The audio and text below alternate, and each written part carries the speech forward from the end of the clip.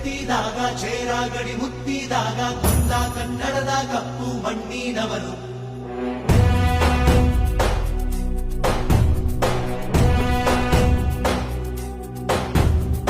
ವಜ್ರ ಬಲ್ಲಾಳ ರಾಯ, ಸೋಗೆ ಬಲ್ಲಾಳ ರಾಯ, ಕತ್ತಿಗಲೆ ಬಿತ್ತಿ ಹೋದ ವಂಶಾದವನು.